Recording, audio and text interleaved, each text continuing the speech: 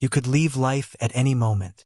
Marcus Aurelius wrote those words not to frighten himself but to remind himself that life is fragile, that every action, every word, and every thought must be treated as if it might be his last. Imagine living with that kind of awareness, not in panic but in clarity, carrying each day as though it was borrowed time. Marcus Aurelius fascinates people because he breaks the rule we all think we know. That power corrupts absolutely. He was not born into a royal family, not destined from birth to rule. He was chosen, a young man at the same age Nero was when Rome fell into chaos. Where Nero indulged himself and destroyed what he inherited, Marcus took the opposite path. And when ultimate power was placed in his hands, he did something no one expected. He shared it with his brother. That single act told the world what kind of man he was. He would not hoard power. He would not use it for selfish gain. I remember when I first came across his writings in meditations. They weren't speeches meant to impress, not declarations written for history. They were personal notes, a private journal where a man holding the weight of the world reminded himself how to live rightly. And yet, those quiet reflections have echoed through 2,000 years, shaping lives far beyond anything he could have imagined. Soldiers carried those words. Leaders studied them. Ordinary people found strength in them. I was one of them, and they changed the direction of my life. When I talk about Marcus Aurelius to NBA teams, NFL athletes, special forces, CEOs, senators, or even everyday people searching for guidance, I always return to one story. It was during the Antonine Plague, one of the worst disasters in Rome's history. Millions of people died. The streets were filled with grief. The empire's economy collapsed. Everyone felt like the world was ending. And in the middle of this despair, the Emperor of Rome, the most powerful man alive, walked through his palace filled with riches and marked item after item for sale. For 2 months, he sold the treasures of the crown, the jewels, the robes, the furniture, the ornaments of luxury. Imagine the scene. The emperor's belongings being auctioned off on the palace lawn while citizens watched. He wasn't doing it because he needed the money. He was sending a message. I will not live in wealth while my people suffer. I do not need luxury when my citizens are hungry. I will strip myself of comfort if it means I can lighten their burden. That moment was not about objects being sold, it was about leadership. It was about sacrifice. True greatness is not in what you keep for yourself, but in what you are willing to give up for others. This is the same principle you see when a CEO in hard times takes a pay cut so employees can keep their jobs, or when an athlete agrees to a smaller salary so the team can bring in new players. Leadership means putting others first, and Marcus Aurelius showed the world what that looked like when times were hardest. But the lessons of Marcus are not only about emperors or leaders. They are about you and me, about how we face the obstacles in our own lives. So often we feel stuck, as if a door has been slammed shut in front of us and there is nowhere else to go.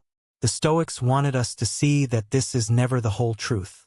A blocked path is not the end, it is simply a redirection. Marcus said, "The impediment to action advances action. What stands in the way becomes the way." He did not mean that nothing will ever stop you. He meant that when one option is gone, you must look again. Another remains open. You always have the chance to practice courage, patience, kindness, self-control. We cannot control what happens around us, the plagues, the setbacks, the betrayals, the disappointments, but we always control how we respond. That is where freedom lies. When a door closes, we can despair and give up, or we can turn and see the window waiting for us. Marcus Aurelius lived a life of unimaginable pressure, ruling an empire in its darkest days. Yet he never forgot that the true measure of a man is not his titles, not his wealth, not even his victories.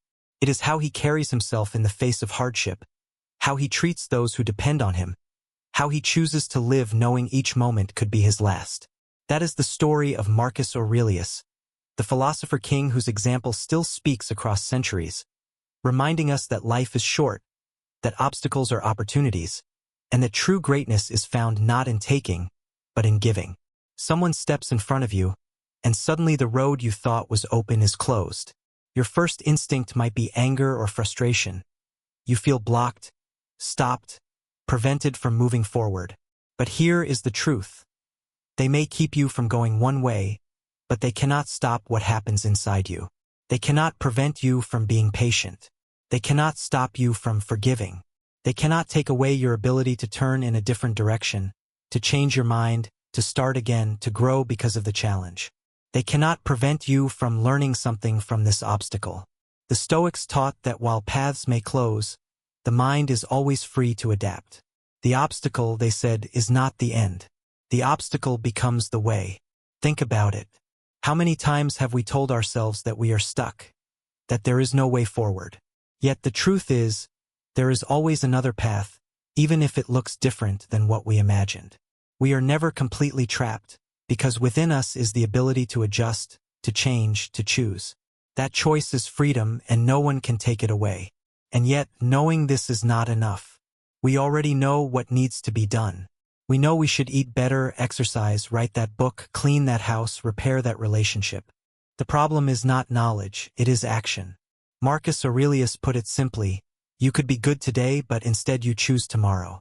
How often do we do that? We delay. We make excuses. We say, I'll start the diet tomorrow. I'll begin the project tomorrow. I'll take the first step tomorrow. And tomorrow never comes. If it were only about information, everyone would be healthy. Everyone would be disciplined. Everyone would have completed their work. We know how to do these things, but knowing is easy. Doing is hard. That is why the Stoics spoke of the discipline of action.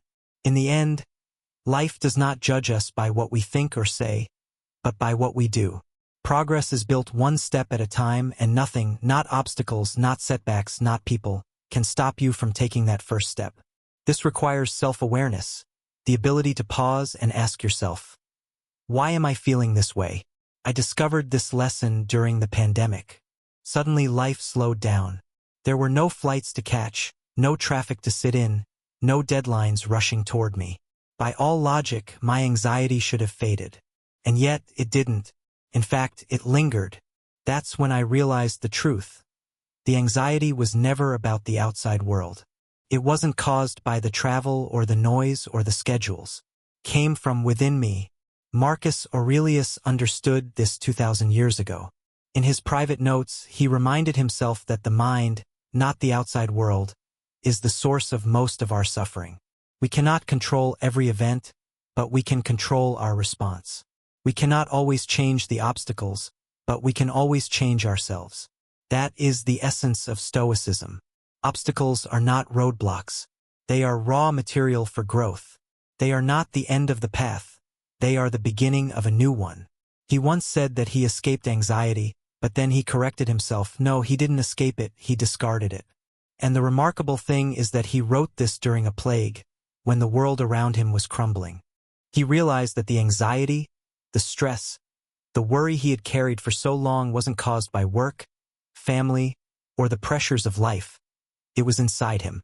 That was a breakthrough. At first, it seems natural to blame circumstances for our fear or restlessness. But when everything external is stripped away, when life is pared down to its essentials, we see the truth. The source of our suffering is our own mind. Marcus Aurelius also had a morning routine that many of us could learn from, a routine built not out of convenience but out of purpose and self-discipline. He got up early even when he didn't want to, even when he didn't have to. He reminded himself, were you made to lie under the covers and stay warm, or were you made to do the work of a human being? He rose, and the first thing he did was sit with his journal. Meditation survives today because it is the private record of the thoughts of the most powerful man in the world. He wrote to sharpen himself, to reflect, and to prepare. Then he turned to his most important task of the day, focusing as if it were the last thing he would ever do. Each morning he set himself up for success, understanding that a day begun well is a day already half won. Self-discipline was central to his life. Nobody else could enforce it, you were the one who had to commit. Your growth, your learning, your self-improvement, all depended on how disciplined you were with yourself. Marcus said, be tolerant with others, strict with yourself. The point was never to control or judge others, but to master oneself. Yet Marcus often struggled with people. Meditations begins with him noting the frustration and annoyance of others. But he didn't allow their flaws to stop him. Instead, He saw people as obstacles, opportunities to practice the very virtues he believed in. When others were unjust, he could act justly. When others were reckless, he could remain calm. When others were cowardly, he could act courageously. Difficult people and challenging circumstances were not just roadblocks. They were the way. Facing them made him stronger, wiser, better. Obstacles were never enemies, they were the path to growth. He also questioned the busyness of life. How much of what we do really matters? How often do we move through tasks just because someone asked us to, or because we've always done things that way? Marcus said to ask yourself, is this essential? Most of what we occupy ourselves with is not essential. By asking this question, you strip away the unnecessary and focus on fewer things, but you do them better. You act with purpose, not habit. You act as if life were too precious to waste on trivialities. 3 lessons from Marcus Aurelius stand above the rest.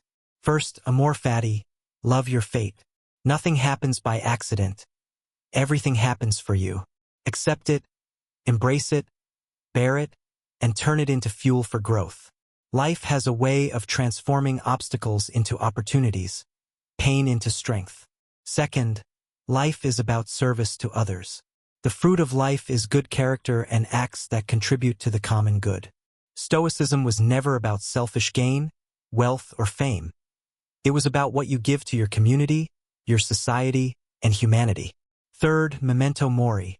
Remember that life is fragile, and death could come at any moment. Let that awareness shape your words, actions, and thoughts. Live fully. Do everything as if it could be your last.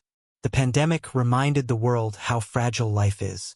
Marcus Aurelius teaches that the world will always challenge us, that people will frustrate us, and that obstacles will appear in our path.